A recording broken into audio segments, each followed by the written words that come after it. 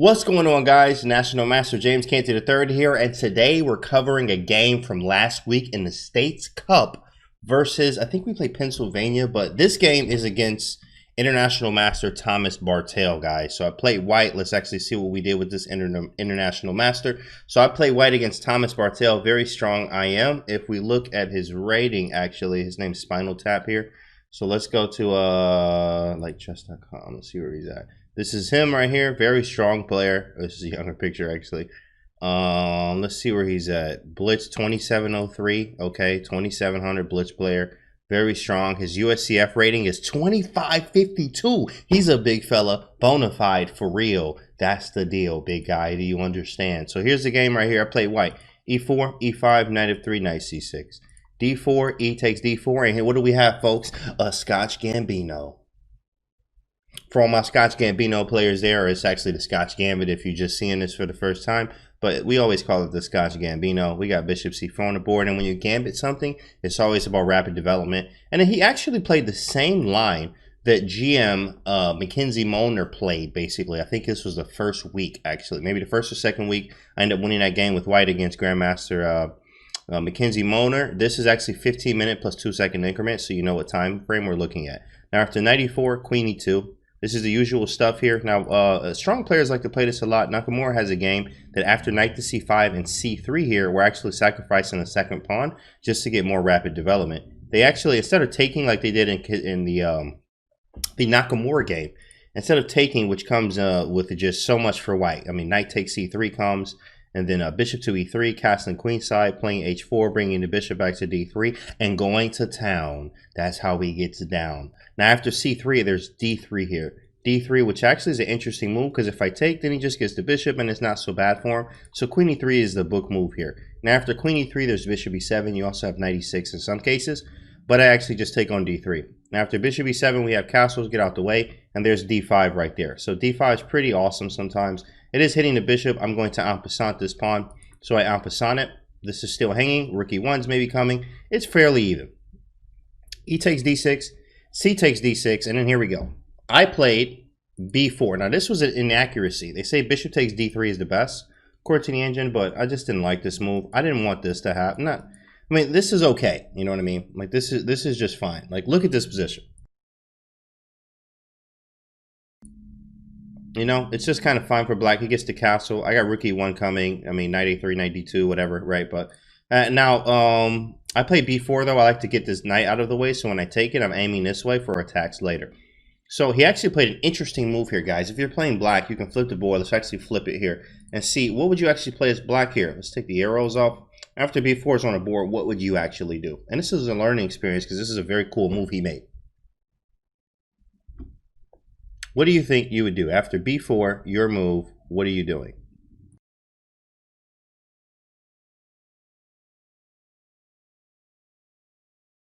All right, here we go. So after b4, he plays bishop to e6, guys. Bam! I was like, whoa. Now, for me, I move fast all out of the opening. Number one, not only, especially if you know your opening, guys, you shouldn't spend 2-3 minutes per move in the opening. It doesn't make sense. You want to use that time later on, like when you really need it in the middle game and the end game.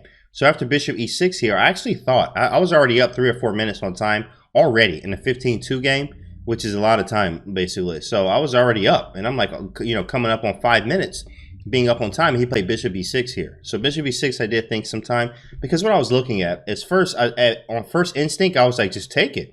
And after bishop takes, pawn takes d6. So this is all immediate stuff. If you're attacking, you need to be immediate. And then after queen takes, I was like, oh, bishop a3. This man is in the middle of the street. It's a wrap. But he can play queen e6. And then after I saw queen e6, I was like, I don't like this anymore. This is not what I wanted anymore. This pawn is already passed. This is broken up. It's hard to get to this one. I don't have a light square bishop. Yeah, we're going to trade the bishop pair, but this is not what I wanted out of a Scotch Gambit. So I didn't opt in for that. After bishop e6, I just moved the bishop to b5 just to put extra pressure here. The knight still has to end up moving and then takes. I'm also threatening to take and then take. So bishop b5, he went knight d7. Interesting move here. And of course, at this point, now here's the thing about moving a piece many times. I tell my students this all the time. Where did he move next? Actually, 1, 2, 3, 4 times. This knight has moved, right? So my bishop has moved how many times? Okay, 1 from c4 1 to c4, 2 to b5. So I can move this a third time. So bishop takes d3. Yeah, we moved the same piece many times. Capablanca has a book. I highly recommend you guys get it. If you don't have it already, it's an older book, but it's a lot of value in it. It's called Chess Fundamentals by Jose Raul Capablanca. Yeah, so he's a third world champion, right? But he says you should refrain. That doesn't mean you should always, you should never do. He just says refrain from moving a piece twice in the opening. So even though I moved it twice here, he still moved his knight like 4 times. Now he has, you know, a decent setup. He has some development going, which I am lacking in right now. So let's see what happens. After bishop takes, castles, knight b to d2. So I remember from previous analysis when I was looking at the GM McKenzie Moner game, you guys can actually check that in the Scotch Gambit playlist. It will be there, so you guys can check that out. I remember when he was talking about it in that game, I was supposed to play knight d2 in some moment in the game. So I was like, okay, instead of putting my knight on a3 like I did in the GM game, I'm just going to put my knight on d2 and try knight e4 and stuff like that. Now, let's actually see what the engine likes here. Let's see what they like.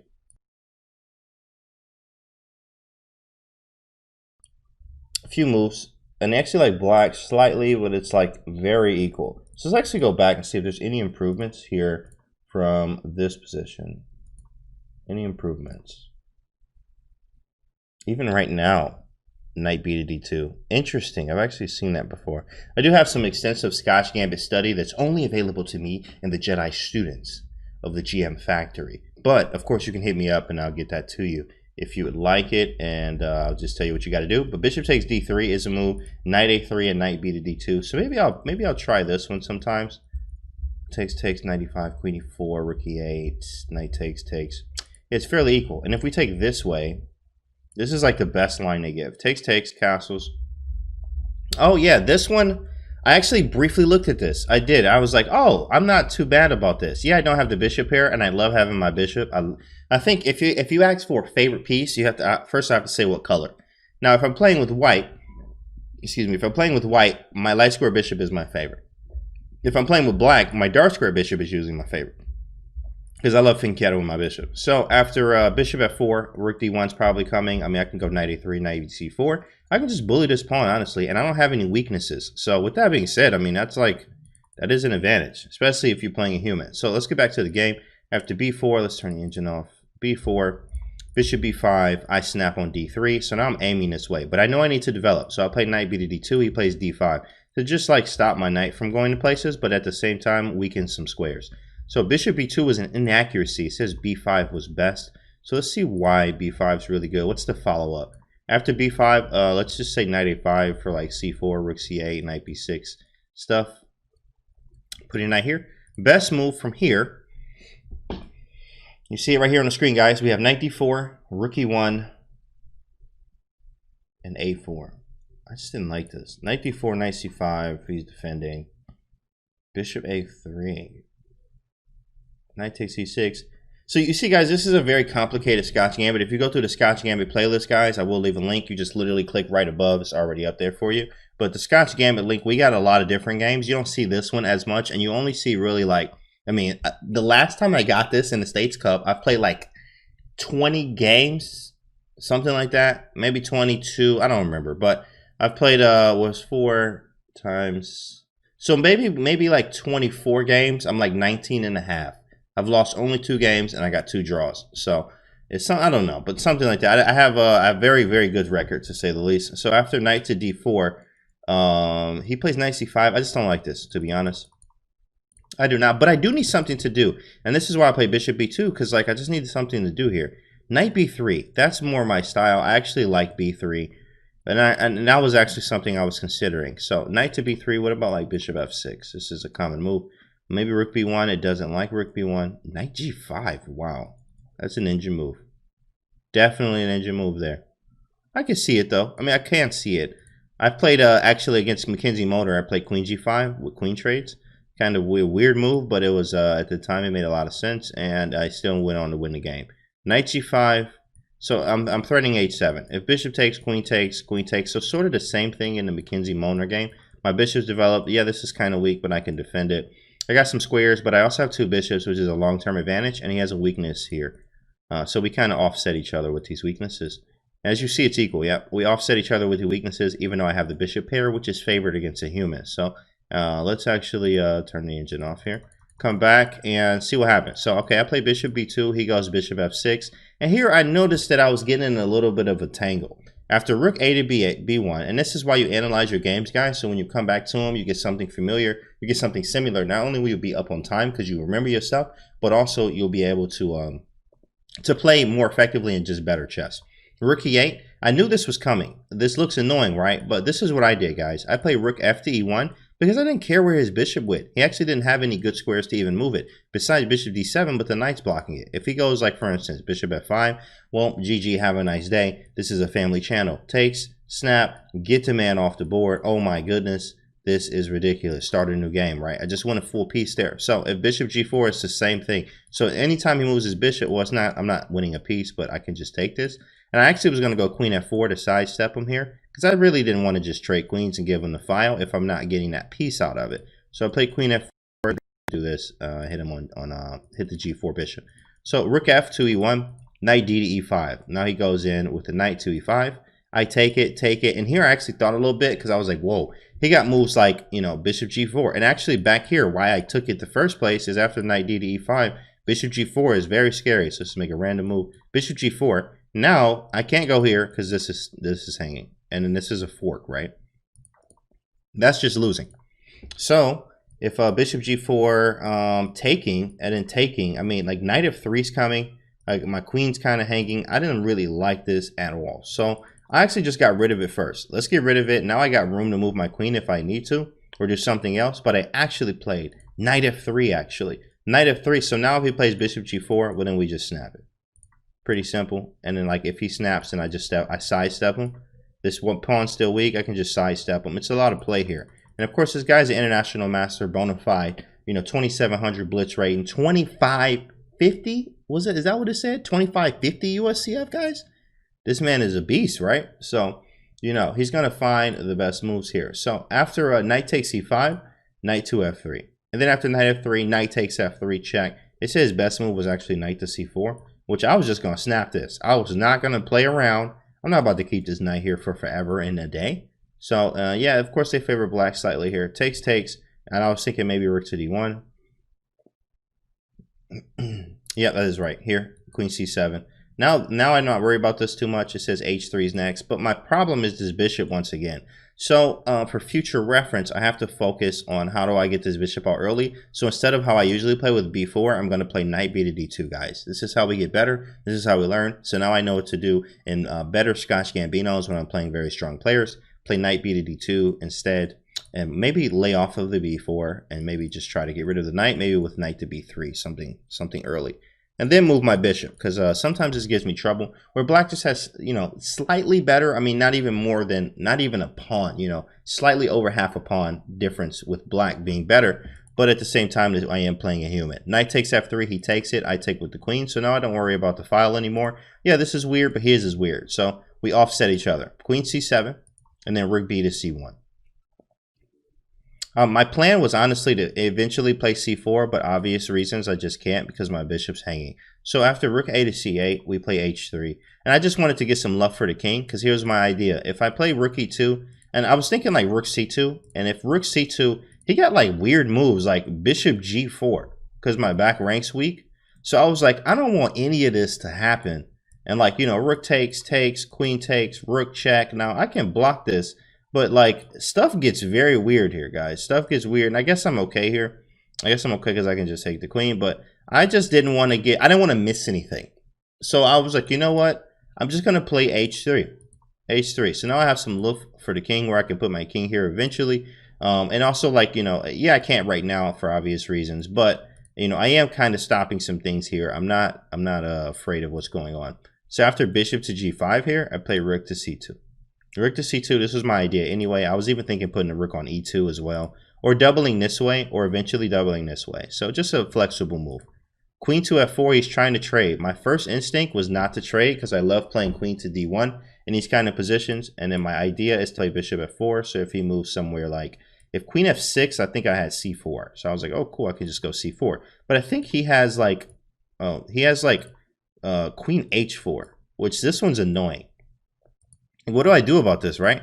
Then, and if I go bishop c1, he kind of just trades it, which actually, I guess this is okay. It does relieve some pressure, but I am very, very passive. So, and I'm just not a fan of it. So maybe I should have went for this, though, because this bishop is extremely terrible. So this probably should have been the way to go. Yeah, it's just about equal here. Actually, absolutely. Yeah, I figured that. Bishop c1 is actually one of the moves here, too.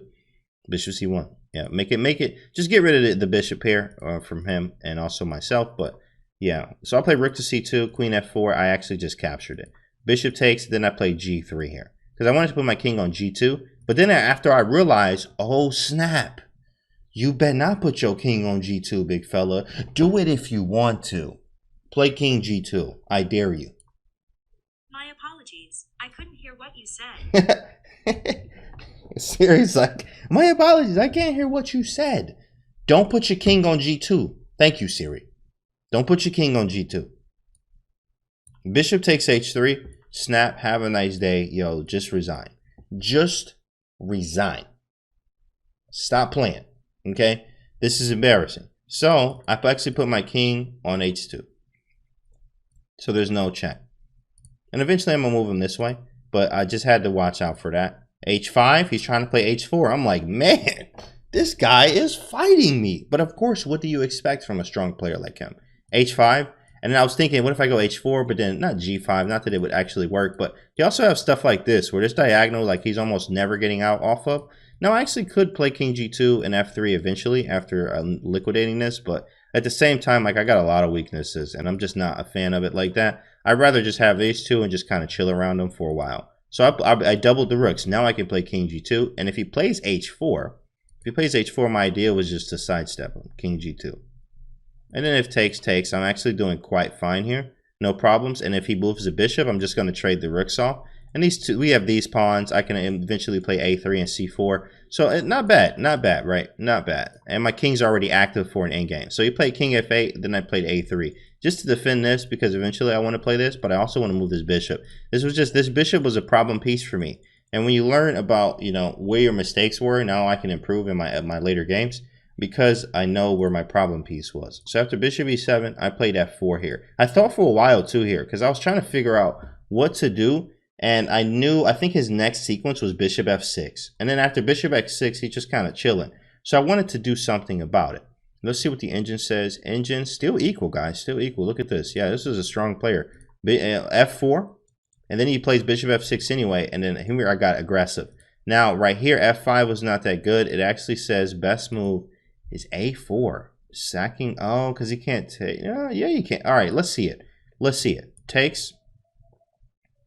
What happens on takes? Takes. Rook takes. Okay, bishop b5. But what if he just like, oh, snap. That's mate, huh? Rook g8, f5. Woo, mate on the back rank. Yikes, that's nasty. Okay, so what about, yeah, bishop b5. Well, shoot, you gotta play like here. Right, everything is f5. f5, a6. Then it says take it. Take. Yeah, this is they say all work end games are drawn. Now there is truth to that, but there's also a big you know, but also you have to play it out. Like you have to do it. You got to know what you're doing. It's not just a draw because you get here. You got to be accurate. And if you're not, you know, you could lose many end games in that position. But as you saw, the engine said it was equal. So after I played f4, he played bishop f6. I love tactics, so I went for the tactics. f5. He went bishop d7. I snapped it off. He actually took with the bishop because if rook takes, what was wrong with rook takes? I guess he just didn't want to trade him. But rook takes, I was just going to move my king over and walk my king this way, free up my bishop, and just like have a pretty good game. You know what I mean? Very drawish kind of in a way. Bishop takes e8. He took with the bishop, so I went rook to c1 to defend it. Then he made this awesome move here, guys. Bishop a4, and I was like, bro, what are you doing? I was like, I don't believe in that. I don't believe in this move. So I was like, what is he trying to do? Like, I thought he was trying to go here. That's exactly what I was trying to do, what I thought he was trying to do. So what I should have played, let's see what the engine says. Let's see what the engine thinks about this. Okay. So right now, I'm actually not in the best position here. Bishop e2, h4, actually. Oh, bishop e2, then h4. So wait a second. So I did play king g2. But bishop e2, is it the same thing with f1? Oh, he can't take it. That's the difference. Yeah, he's moving the bishop. Okay, so what happened here, guys, is I just played king g2. I'm like, bro, what are you doing? I'm about to just walk my king to the center. Like, I should be good. You know, maybe play h4 later. And then he played bishop g5, and then it dawned on me, oh, snap. Oh, snap. What did I do? What did I do? Because now the threat here, very simple, is actually after I move my rook, no matter where I move it, he goes bishop d2, come in through the back door. Hey, bro, the back door is open. I just thought I let myself in real quick, big dog. Bishop d2, and then c3's hanging.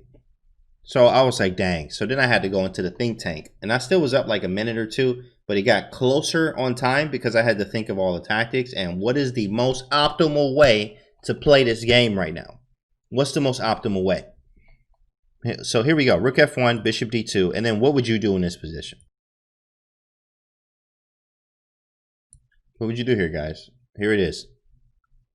Bishop e2. So I was like, okay, I am not doing that well. I need to figure this out. Now the engine thinks it's okay. I mean, it's like not more than a pawn. That is enough to win, but you'd be surprised. If you look at GM games and study them, especially with the engine, this goes like +2. And then, but you know, it's only an engine line kind of thing. It's like extremely hard. But all right, so bishop to e2, he takes it. He goes for it. Takes. I get one, you get one, right? He's going to get another one, which he does go for. And then I went rook to c1. They say f6 was best. But I wanted to take over the file now. I wanted to literally take over the file now.